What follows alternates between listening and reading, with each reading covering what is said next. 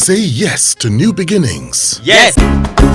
Say yes to new beginnings. Yes. Say yes to. Okay. Now, all right. In the course of your career, you interacted with dozens of musicians. Yeah. Especially in your active days, as a journalist. Yeah. Why did you settle for Majek? Why didn't you write about the other artists that you also encountered? You're sounding like late kimono now. Late kimono was always accusing me that we that are the sane ones, you don't want to write about us. It is the stupid ones, the ones that give you headache that you go after. There's that aloneness, something that that's fundamental between me and them. With the case, why?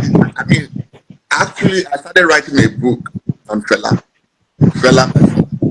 and I had written so much, and every time I wrote so much about Fela, I found myself being into it so deeply. So what I did was to collapse that into my life story. I haven't finished writing it, which I titled it My Scattered Life. So I'm still writing on that. Okay. So that's why I've approached some of them to write about them. They said, okay. I even approached Femi. I've approached Ebenezer Obey. I've approached Sonny Ade. But that maybe it is not now for them. And yeah.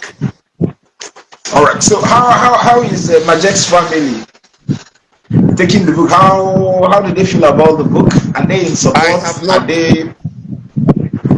not reached out to them. I don't think there's any need to reach out to them because initially, and if you look at half of what I've written were already public knowledge. So some of them have been published in the Punch, which I did.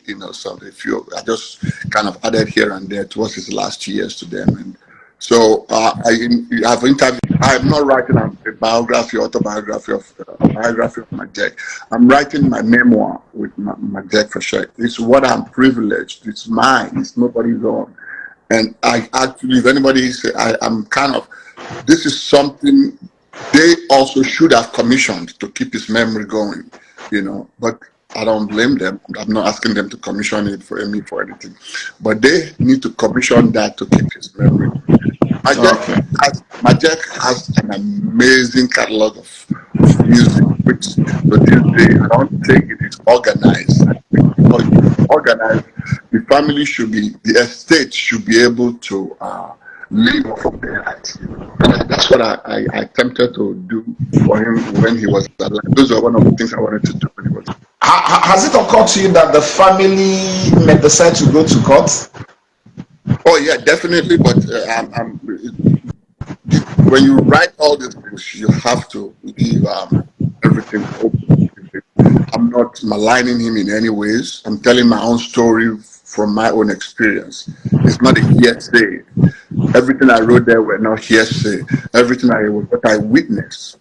Conversations between me and him, experiences, interactions between me and her, witnesses in some instances that actually saw that. So if they want to go to court, that's their choice. And remember now, the court is there for everyone to go to.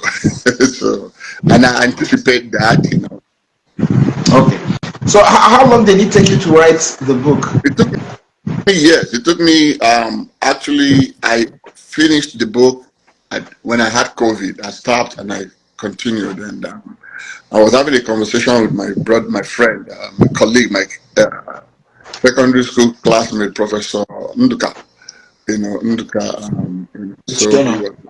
Otiono, yeah.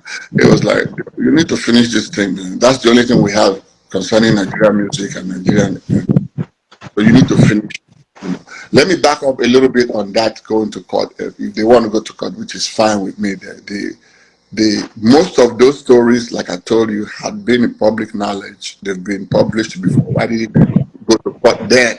Why do they want to go to court now? It's something to be done by lawyers. So.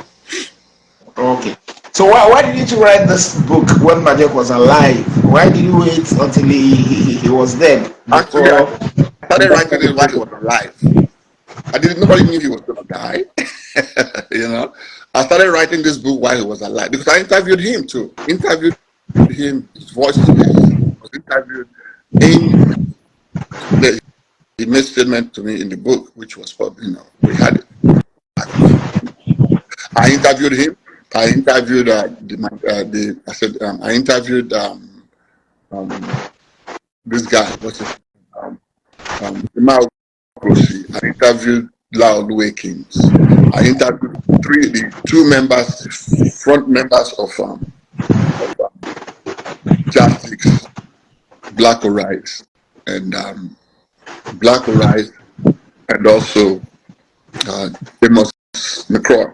And all these interviews were given back to them after they were written to make sure to approve it before I ran with it.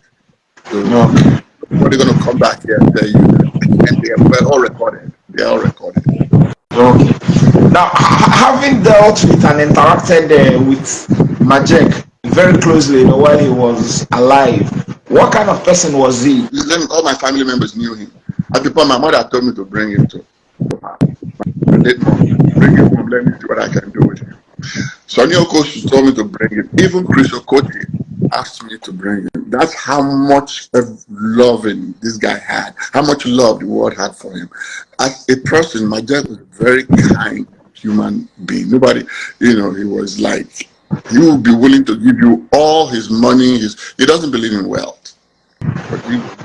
But that challenge of mental health challenge still there. The alcoholism was there. I mean, there was, at the point when I brought him home for the concert so many times, I would take his alcohol and I will dilute it with water.